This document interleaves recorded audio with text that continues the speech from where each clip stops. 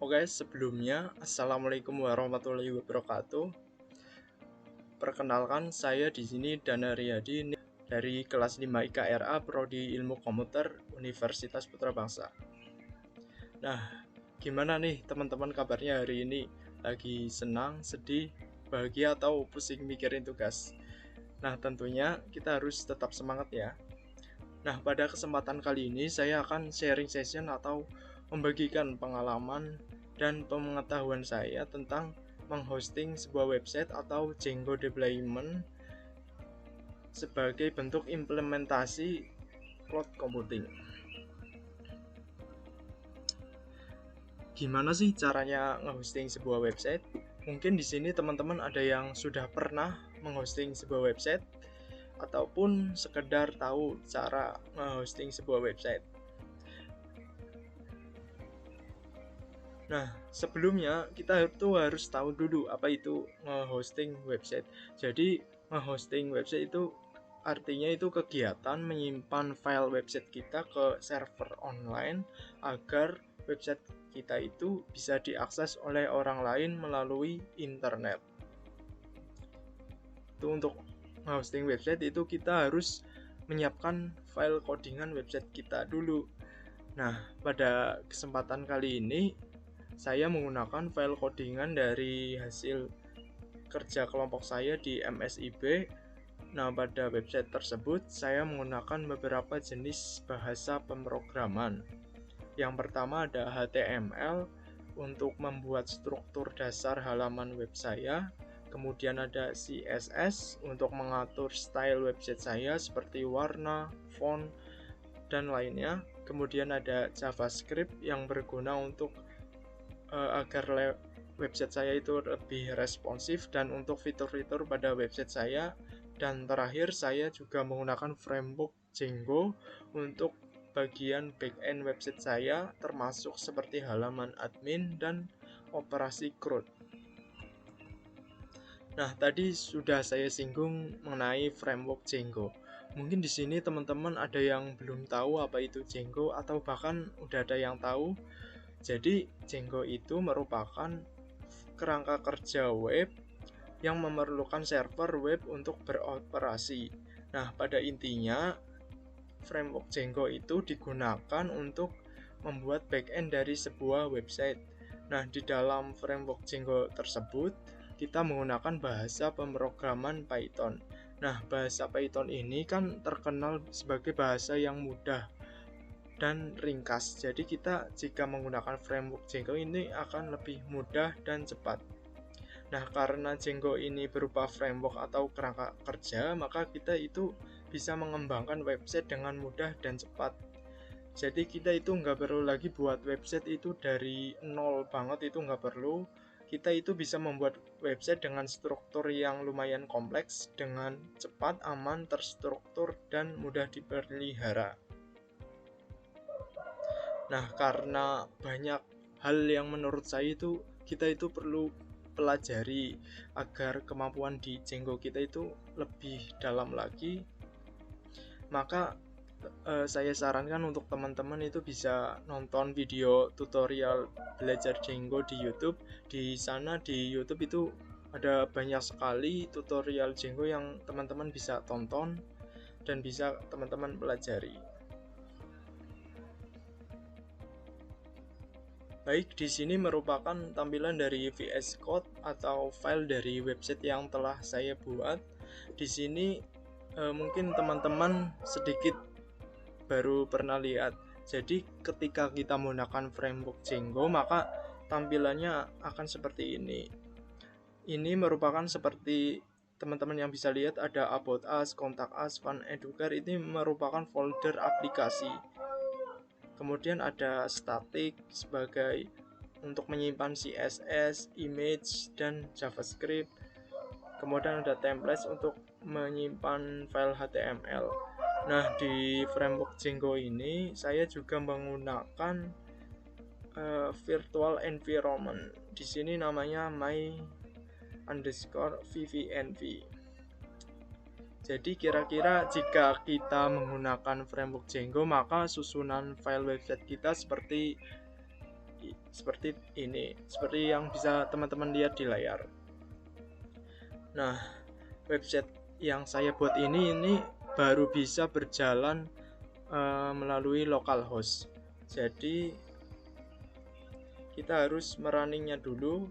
Nah, sebelum merunning kita di sini harus mengaktifkan virtual environment. Di sini punya saya sudah aktif, jadi kita tinggal merunning.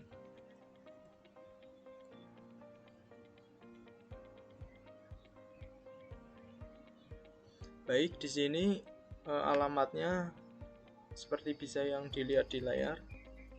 Kemudian kita masuk ke Chrome.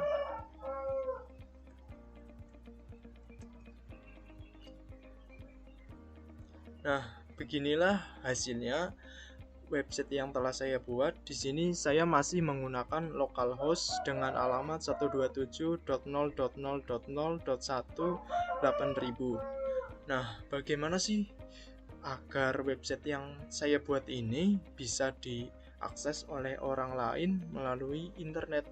Nah, seperti yang telah saya jelaskan di awal tadi, hal yang harus kita lakukan yaitu menempatkan website kita itu pada server online atau menghosting website kita. Sebenarnya kita itu bisa menggunakan laptop kita sebagai server, tetapi jika laptop kita sebagai server maka itu harus nyala 24 jam, dan hal itu tentunya akan boros listrik, boros internet, dan bisa saja membuat laptop kita menjadi meledak. Nah, maka dari itu kita itu numpang pada jasa layanan hosting. Nah, disinilah kita memanfaatkan teknologi cloud computing untuk menghosting sebuah website. Nah, pada zaman sekarang itu jasa penyedia layanan cloud itu sudah banyak sekali ya teman-teman. Nah, salah satunya itu yang pertama ada Python Anywhere, kemudian ada Heroku dan AWS. Nah, selain ketiga ini sangat banyak sekali ya, teman-teman bisa cari sendiri di Google. Nah, setiap jasa layanan hosting ini mempunyai fitur dan ketentuan yang berbeda-beda. Nah, karena website yang saya buat itu menggunakan framework Django. Nah, di dalam framework Django itu menggunakan bahasa pemrograman Python, maka itu kita cari jasa penyedia layanan hosting yang mensupport framework Django dan bahasa pemrograman Python. Nah, karena Django dan Python semakin populer, jadi semakin banyak juga semakin hampir umumnya penyedia hosting pun bisa support aplikasi Python dan Django. Kemudian karena penyedia jasa layanan hosting itu mengeluarkan sumber daya seperti listrik, kemudian membangun tempat untuk server, internet, dan lain-lainnya, kita yang menumpang hosting itu tentunya itu harus membayar sejumlah uang. Nah, pada kesempatan kali ini saya menggunakan jasa layanan hosting yaitu Python Anywhere. Nah, kenapa? Karena Python Anywhere ini mensupport framework Django dan bahasa pemrograman Python. Nah, sebelumnya mungkin teman-teman bertanya, apakah ada selain Python Anywhere? Jawabannya ada, dan sangat banyak. Nah, sebelumnya Python Anywhere adalah platform berbasis cloud yang memudahkan pembuatan dan menjalankan program Python. Jadi, Python Anywhere ini bisa memfasilitasi kita dalam menghosting website yang menggunakan bahasa pemrograman Python seperti website yang telah saya buat. Nah, berikut merupakan tampilan dari Python Anywhere. Teman-teman bisa ke Google kemudian ketikkan www.pythonanywhere.com. Nah, di sini merupakan halaman jika kita itu belum login. Jadi, hal pertama yang harus kita lakukan yaitu login dengan cara klik yang ini, pricing dan sign up. Kemudian create a beginner account. Kemudian kita mengisi username, email, password, dan konfirmasi password, kemudian register. Kemudian nantinya kita akan mendapatkan email dari Python Anywhere dan kita tinggal melanjutkan ke langkah berikutnya. Nah, di sini teman-teman bisa lihat ada beberapa paket yang ditawarkan oleh Python Anywhere. Ada Hacker, Web Dev, Startup, dan Custom. Nah, setiap paket tersebut mempunyai fasilitas yang berbeda dan tentunya harganya juga berbeda. Teman-teman bisa cek sendiri di websitenya. Di sini juga ada perbandingan setiap paketnya. Jadi sangat memudahkan kita ketika ingin milih paket yang mana. Nah, pada kesempatan kali ini saya itu menggunakan yang free atau yang tidak berbayar. Nah, tentunya yang tidak berbayar itu pastinya ada keterbatasan. Nah, keterbatasannya itu yang pertama itu domainnya sudah bisa ditentukan. Seperti yang bisa dilihat di layar, yaitu nanti domainnya ada .pythonanywhere.com. Jadi kita itu nggak bisa custom domain kita sendiri. Kemudian memorinya juga terbatas. Kemudian juga hanya berlaku 3 bulan saat kita mendaftar. Kemudian jika kita menggunakan selain Python Anywhere juga bisa. Jadi masih banyak jasa layanan hosting yang mensupport Python di luaran sana. Nah, untuk prosesnya itu juga mirip-mirip, nggak beda jauh.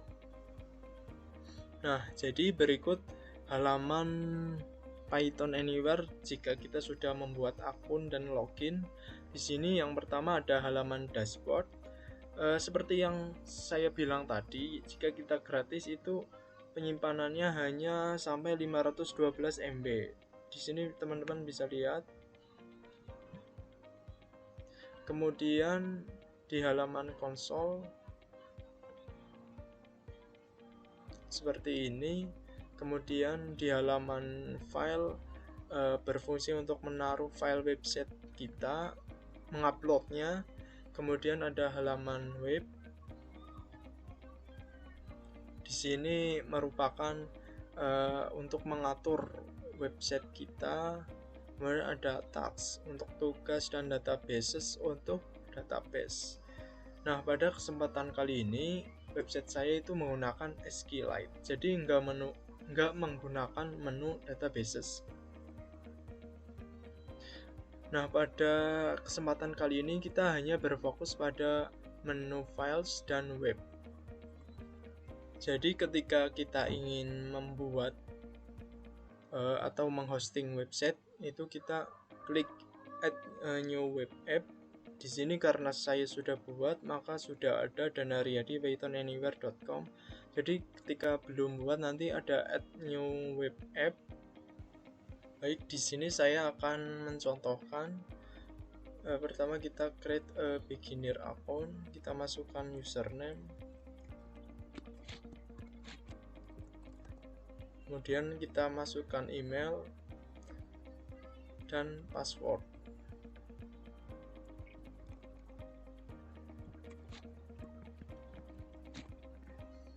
Kemudian kita klik agree, kemudian kita daftar.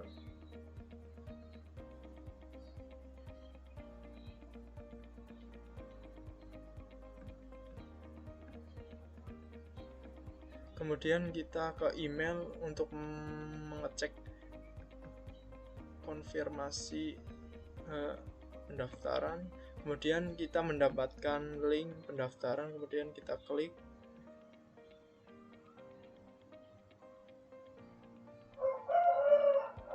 Sebentar. Nah, di sini kita itu udah berhasil membuat akun pada Python Anywhere. Kemudian kita enable saja. Nah, hal yang pertama kali teman-teman harus lakukan yaitu pergi ke menu web. Kita klik add a new web app. Kemudian kita next. Kemudian kita pilih manual configuration. Kemudian di sini pilih Python dengan versi tertinggi 3.10, kemudian next.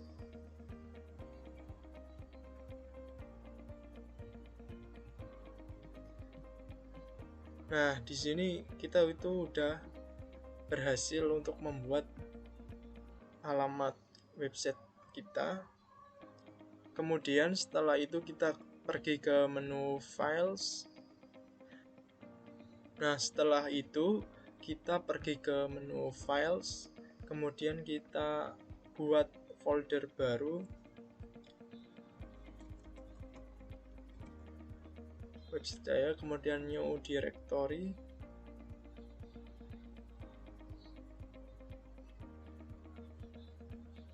Nah, setelah kita berhasil membuat folder, kita upload file website kita ke dalam folder yang telah kita buat.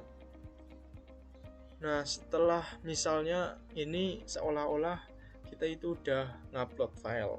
Jadi nanti kita ke open base console here. Nah, pada base console di sini kita akan membuat virtual environment untuk website kita dengan perintah mk virtual spasi nama virtual environment kita. Setelah itu klik enter. Kita tunggu sebentar. Nah, di sini kita sudah berhasil untuk membuat virtual environment dan kita juga sudah berhasil masuk ke virtual environment yang telah kita buat. Nah, setelah itu kita itu harus menginstal package-package yang dibutuhkan.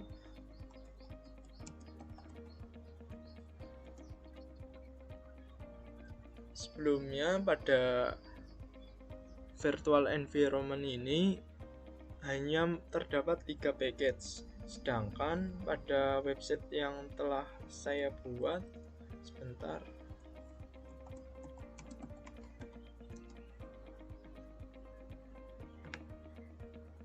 nah di sini ini ada banyak sekali package yang belum ada, jadi kita menginstal seluruh package yang belum ada. Nah, setelah misalnya di sini kita sudah menginstal package yang kita butuhkan. Nah, selanjutnya kita itu harus melakukan migrate dan make migration.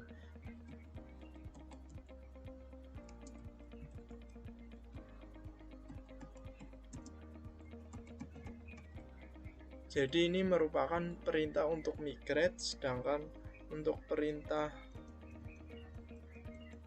setelah kita melakukan migrate, kita juga harus make migration dengan perintah.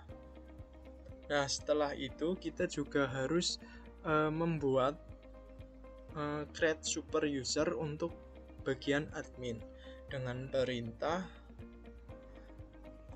python h.py create super user, kemudian enter. Nanti kita akan disuruh mengisi username dan password. Nah, setelah ini misalnya kita sudah membuat create super user. Setelah itu kita pergi ke menu web, kemudian kita pergi ke bagian WSGI, klik.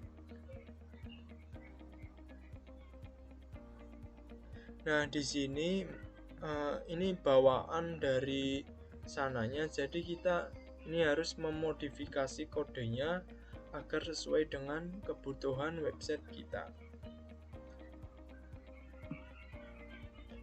Nah, setelah dari itu kita pergi ke web yang tadi. Kita juga harus mengatur beberapa pengaturan.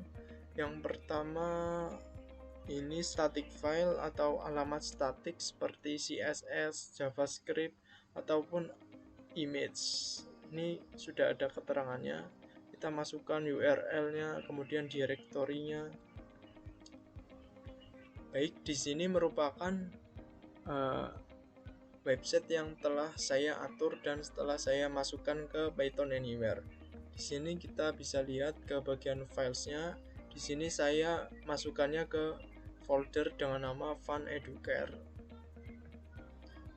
Jadi ini merupakan file website yang telah saya buat yang ada di Visual Studio Code tadi, saya upload ke sini.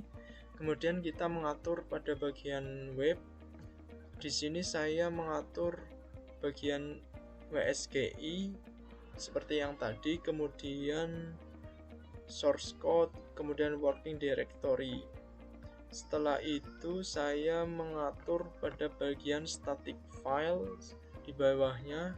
Di sini merupakan kita masukkan URL kemudian directory dari static file punya kita, yaitu yang ada CSS JavaScript-nya itu di mana, kita masukkan ke sini alamatnya. Setelah itu kita melakukan reload danariadi.pythonanywhere.com. Nah, berfungsi untuk apa? Jika di sini kita sudah mengedit, istilahnya kita itu harus mereload atau merefresh agar website kita itu terbaru. Di sini kita reload sebentar. Nah, jika sudah, kita klik ini danariadi.pythonanywhere.com, kita bisa klik kanan kemudian open link a new tab. Nah, berikut ini merupakan hasil dari website yang telah saya hosting ke Python Anywhere dengan alamat danariadi.pythonanywhere.com. Di sini merupakan website untuk mendaftar penitipan anak. Jadi di menu programs, kemudian ada pilihan paketan dan sebagainya. Nah, sebelum masuk ke website saya ini, kita tuh harus login dulu. Di sini saya akan mencontohkan login. Jadi create akun. Di sini merupakan halaman login. Nah, di sini teman-teman bisa lihat selain menggunakan Python Anywhere, saya juga menggunakan Recaptcha dan login with Google sebagai pemanfaatkan layanan cloud lainnya. Di sini sudah saya masukkan, kemudian kita login. Nah, login berhasil, kita sudah bisa masuk ke website kita dan sudah bisa melakukan pendaftaran. Di sini saya akan contohkan booking program, kemudian daftar anak. Di sini kita itu memilih anak kita. Jadi sebelum kita mendaftar program, kita itu harus mendaftarkan anak. Di bagian menu profile kita ke add child. Di sini kita memasukkan beberapa data anak. Karena saya sudah, maka saya tinggal bisa mendaftar program. Jadi klik booking program, kemudian pilih anak, kemudian pilih program. Di sini infant care, kemudian misalnya ini saya asal. Jika sudah, kita harus klik saya menyetujui semua syarat dan ketentuan. Kemudian klik booking sekarang. Maka pendaftaran diproses dan kita harus melanjutkan ke pembayaran. Sini pakai ini. Kemudian di sini merupakan halaman pembayaran tadi. Di sini saya juga memanfaatkan layanan cloud lainnya, yaitu Midtrans untuk bagian pembayarannya atau payment lah istilahnya. Di sini kita bisa pakai beberapa jenis, banyak bahkan metode pembayarannya. Nah, di sini saya akan masuk ke dashboard Midtrans yang telah saya buat.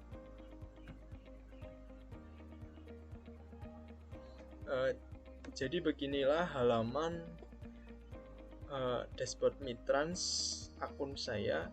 Di sini ada pilihan environment, kita pilih tipe yang sandbox karena masih belajar. Nah, di sini kita itu disediakan beberapa fitur seperti jumlah pendapatan, kemudian ada grafik-grafik pembayaran, Kemudian juga masih banyak fitur lainnya, ada fitur promo, invoicing, kemudian dan lainnya. Nah, selain Midterms tadi, saya juga menggunakan Google Recaptcha seperti yang sudah saya jelaskan tadi. Pada bagian konfirmasi Recaptcha, kita ke Google Recaptcha.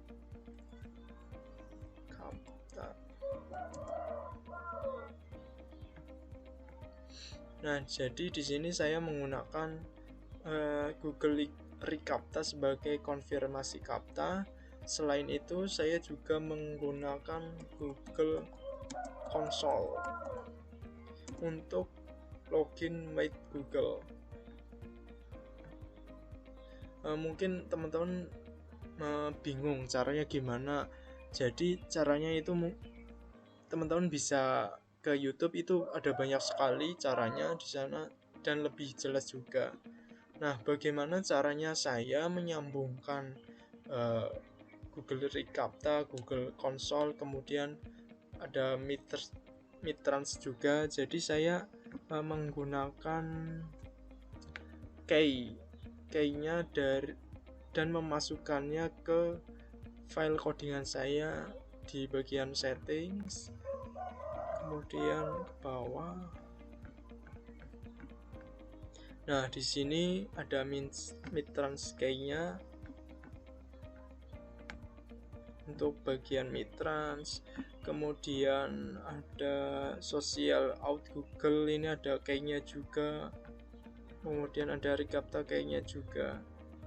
Jadi fungsi dari key ini berfungsi untuk menyambungkan website kita dengan pihak ketiga, yaitu Midtrans dan beberapa pihak tadi.